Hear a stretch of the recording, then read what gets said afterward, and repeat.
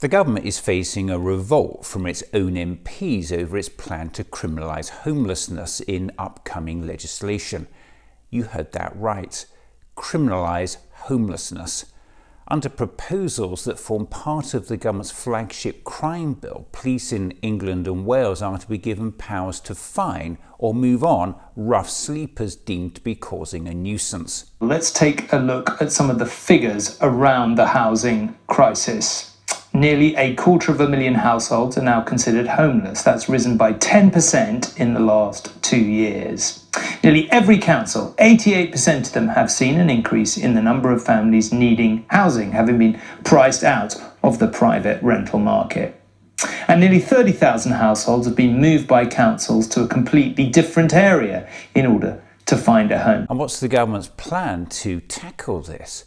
Let's make homelessness a crime. New legislation that would criminalise homelessness, the Criminal Justice Bill, which is currently going through Parliament, would allow the police to forcibly move on rough sleepers. Some charities have raised concerns over the government's criteria for this, which includes sleeping in a doorway or even creating an excessive smell.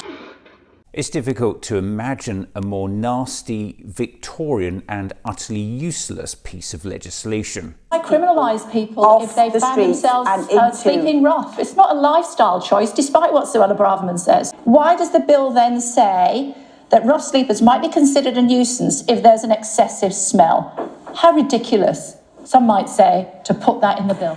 And to be clear, what the government is doing is shamelessly blaming and criminalising the most vulnerable members of our society for the national shame of its own abject failure as a government. And let's be clear, this is not a lifestyle choice. It's called destitution.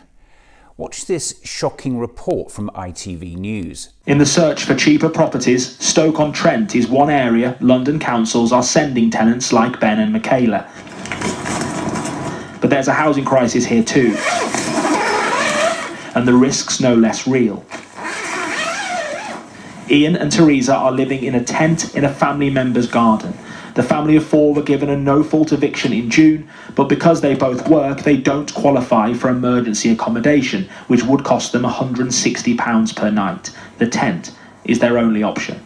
Renting, the costs are ridiculous, and then you've got people that are offering 6 months rent in advance, so they're going to have them rather than us. It's very competitive, which it wasn't a few years ago. Obviously not getting much sleep in the tent and then go and work doing a 12-hour shift. I'm constantly tired, but it's just what I've got to do, isn't it? How is criminalising homelessness and finding people who already have nothing going to address the underlying issues which cause rough sleeping? No one should be punished for being homeless, for having nothing of their own. Finding or moving people on who have nowhere to go does not solve homelessness. It may be some homelessness is the result of people having complex needs such as addiction or mental health difficulties. But this is compounded by the fact the safety net under this government has frayed to the point of breaking entirely. And there is now simply nowhere for people to go. Listen to Lord Bird, the founder of The Big Issue. I would like the government to be saying it is a human rights abuse to let people live and die on our streets.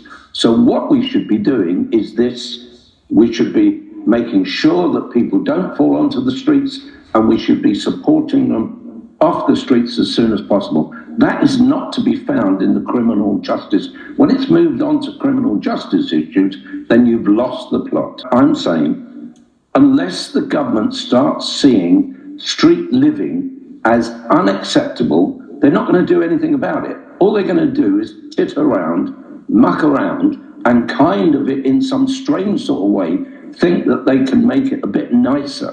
And all they're doing is accommodating the problem rather than alleviating or removing the problem. That is my problem. And I've had 32 years of The Big Issue. And every now and then, we're running into this problem where governments try and rearrange the furniture rather than actually change the circumstances that make people end up on the streets. That is the problem. I mean, if you look at Section 21, no-fault evictions. That is producing homeless people at this particular moment. Today, there will be somebody falling into homelessness because the government hasn't got off its rear and sorted out what it said it was going to do in 2019, get rid of no-fault evictions, get rid of all the evils of people being removed from their houses because the owner of the house wants to do something with it, make more money, put up the rent, rent it out to Airbnb. There are 8 million people in this country in housing need,